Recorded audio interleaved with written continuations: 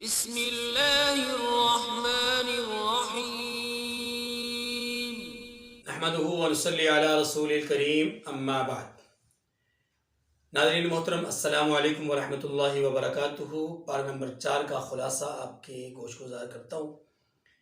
اس پارے کے اندر بھی دو حصے ہیں۔ پہلا حصہ سورہ آل عمران کا بقیہ حصہ اور دوسرا حصہ سورہ نساء کی ابتدائی آیات اور اس کا حصہ۔ چوتھے پارے کے اندر جو دو حصے ہیں، اس میں سے جو پہلا حصہ ہے سورہ آل عمران کا، اس میں مجموعی طور پر نمبر 1 خانہ کعبہ کے فضائل کو بیان کیا گیا ہے، اور خانہ کعبہ کے حوالے سے 3 خصوصیات بیان ہوئی ہیں۔ سب سے پہلی بات کہ یہ سب سے پہلی عبادت گاہ ہے، اور دوسری بات کہ اس میں واضح نشانیاں موجود ہیں، جیسے مقام ابراہیم ہے، زمزم ہے، حطیم ہے، یہ واضح نشانیاں ہیں۔ اور تیسری بات یہ ہے کہ اس مقام پر یعنی اس حرم میں کوئی آدمی داخل ہو جائے تو اس کے لیے امن کا اعلان ہے، یعنی یہ جائے امن ہے۔ تو 3 باتیں ہو گئی۔ عبادت گاہ سب سے پہلی ہے، اہم ترین مقامات ہیں، واضح نشانیاں ہیں، اور تیسری بات یہ کہ جائے امن ہے۔ دوسری بات اس پارے کے اندر جو آل عمران کا حصہ ہے، اس میں دوسری بات یہ ہے کہ اللہ تبارک و تعالیٰ نے اتفاق اور اتحاد کی دعوت دی ہے۔ وَاعْتَصِمُوا بِحَبْلِ اللَّهِ جَمِيعًا وَلَا تَفَرَّقُوا کے ذریعے سے باہمی اتفاق، جوڑ، یگانگت، اتحاد، کہ اللہ کی رسی کو مضبوطی سے تھامو۔ اور اللہ کی رسی سے مراد قرآن مجید ہے۔ جس نے قرآن پاک کو احسن طریقے سے پڑھا، سمجھا اور اس پر عمل کیا، وہ انشاءاللہ راہ راست پر رہے گا، اور یہی دعوت سب کے لیے ہے۔ لہذا سب کے لیے دعوت ہے کہ سبھی راہ راست پر رہے اور اس کو مضبوطی سے پکڑے رکھیں۔ تیسری بات، یہاں پر امر بالمعروف اور نہی عن المنکر کی دعوت دی گئی ہے۔ امر بالمعروف اور نہی عن المنکر کے ضمن میں یہ بات سمجھ لیجئے کہ تیسری بات ہم یوں سمجھ سکتے ہیں کہ امت محمدیہ کی فضیلت ہے۔ بتلایا گیا کہ تم بہترین امت ہو، اس لیے کہ تمہارے اندر 3 صفات ہیں۔ پہلی بات کہ تم لوگوں کی نفع رسانی کے لیے نکالے گئے ہو، پیدا کیے گئے ہو۔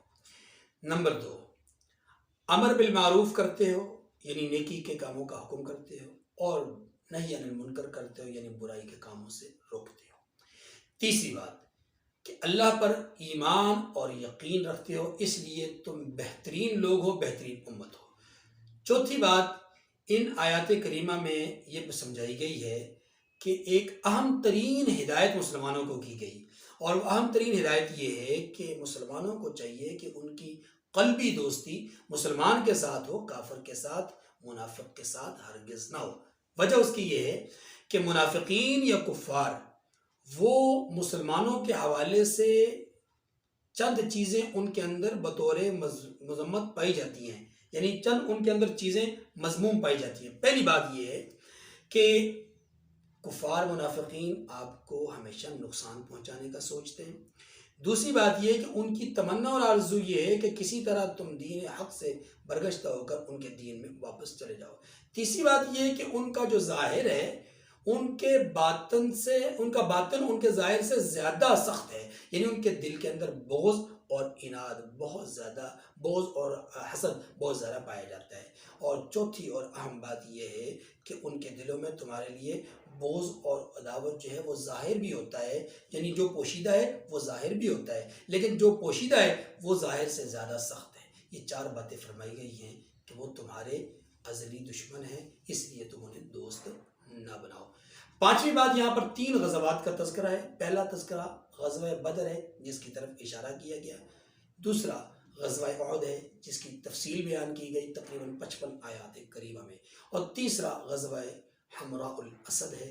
ان 3 غزوات کے بعد اللہ تبارک و تعالیٰ نے چھٹی اور آخری بات اس سورہ مبارکہ میں جو بیان فرمائی ہے، وہ ہے کامیابی کے 4 اصول۔ نمبر 1 صبر، نمبر 2 مصابرہ، نمبر 3 مرابطہ، اور نمبر 4 تقوی۔ مصابرہ یعنی ایک دوسرے کو صبر کی تلقین کرنا، مرابطہ یعنی ایک دوسرے کے ساتھ اچھا تعلق استوار کرنا اور ایک دوسرے کے ساتھ ربط اور جوڑ پیدا کرنا۔ اس کو ہم یوں کہہ سکتے ہیں کہ اتفاق اور اتحاد کی بھی دعوت ہے۔ یہ ہے سورہ آل عمران کا وہ حصہ جو اس پارے کے اندر موجود ہے۔ پہلا حصہ کی تکمیل ہوئی. دوسرا حصہ ہے اس پارے کے اندر سورۃ النساء کی ابتدائی آیات. سورۃ النساء یہ مدنی صورت ہے. اس کے اندر اللہ تعالیٰ نے معاشرتی اور خانگی احکامات بیان فرمائے ہیں، اور یہ سورہ مبارکہ اس کے بارے میں یہ بتایا گیا ہے، سمجھایا گیا ہمیں کہ اپنی خواتین کو پڑھانی چاہیے اور ان کو سمجھانی چاہیے اور ان کو اس کے مسائل اور احکامات کو آگاہ کرنا چاہیے. سورۃ النساء اور سورہ نور کی جو ہے تعلیم دینے کا حکم دیا گیا ہے. سورۃ النساء کا جو ابتدائی حصہ یہاں پر اس پارے کے اندر موجود ہے، اس میں مجموعی طور پہ 4 باتیں سمجھنے والی ہیں. نمبر 1، یتیموں کے حقوق سے متعلق تفصیل سے بات سمجھائی گئی ہے اور بڑی شد و مد کے ساتھ اس کے جزیات کو بھی اور اس کے کلیات کو بھی بیان کیا گیا ہے. دوسرے نمبر پر یہاں پر وراثت کے مسائل کو بیان کیا گیا ہے، یعنی میراث کے مسائل کو، ماں باپ اولاد ہونے کی صورت میں، اولاد نہ ہونے کی صورت میں، اولاد کا ماں باپ کے ترکے میں سے کیا حصہ ہے. ایسے ہی وہ مرد یا عورت جس کے اوپر یعنی ماں باپ بھی اور ان کے اوپر بھی کوئی رشتہ دار موجود نہ ہو، ایسے ہی ان کی اولاد در اولاد نیچے بھی کوئی رشتہ موجود نہ ہو، یعنی وہ اکلوتے ہوں، اکیلے ہوں، جس کو کلالہ کہا جاتا ہے، ان کی وراثت اور ان کی میراث اور ان کے ترکے کا کیا حکم ہے. یہ سارے مسائل یہاں پر بیان کیے گئے. نمبر 3، یہاں پر محرم عورتوں کا ذکر کیا گیا ہے. محرمات کو بیان کیا گیا ہے اور محرمات کے متعلق یہ بتلایا گیا ہے کہ مائیں، بیٹیاں، بہنیں، پھوپھیاں، خالائیں، بھتیجیاں، بانجیاں، رضائی مائیں، رضائی بہنیں، ساس، سوتیلی بیٹیاں، یہ سوتیلی اپنے اسی طریقے سے بہویں، یہ سارے کے سارے وہ رشتے ہیں، وہ خواتین ہیں جو حرام ہیں اور ان کو محرمات کہا جاتا ہے. چوتھا مسئلہ یہاں پر جو بیان کیا گیا ہے وہ بالکل ابتدا میں یتیم کے حقوق بیان کرنے کے ساتھ دوسرے نمبر پہ جو بیان کیا گیا تھا وہی تھا کہ تعدد ازواج. تو مجموعی طور پہ یہ 4 باتیں ہو گئی. یتیموں کے حقوق، زیادہ سے زیادہ کتنی شادیاں کوئی مرد کر سکتا ہے ایک وقت میں، جس کو تعدد ازواج کہتے ہیں. تیسرے نمبر پر وراثت کے مسائل، چوتھے نمبر پہ محرمات کے رشتے. یہ 4 قسم کے باتیں یہاں پر بیان ہوئی ہیں. خلاصے کے طور پہ دوبارہ عرض کر دیتا ہوں کہ اس پارے کے اندر 2 حصے ہیں. پہلا حصہ سورہ بقرہ کا، سورہ آل عمران کا، دوسرا حصہ سورۃ النساء کا. سورہ آل عمران کے حصے میں چند باتیں. نمبر 1، خانہ کعبہ کے فضائل. نمبر 2، اتفاق اور اتحاد کی دعوت. نمبر 3، امت محمدیہ کی فضیلت. نمبر 4، امت مسلمہ کو، مسلمانوں کو خاص ہدایات جو کہ منافقین اور کفار کے حوالے سے دوستی کی بات بتائی گئی کہ ان کے ساتھ دوستی نہیں لگانی. 5ویں نمبر پر 3 غزوات کا ذکر ہے اور 6ٹھے نمبر پر کامیابی کے 4 اصول کو بیان کیا گیا ہے. اس کے بعد سورۃ النساء اور سورۃ النساء میں 4 باتیں ہیں. پہلی بات یتیموں کے حقوق، دوسری بات تعدد ازواج، تیسری بات وراثت کے احکامات، چوتھی بات محرمات یعنی وہ رشتے کہ جو حرام ہیں. اللہ تعالیٰ مجھے اور آپ کو قرآن فہمی کی توفیق نصیب فرمائے. وآخر دعوانا ان الحمد للہ رب العالمین.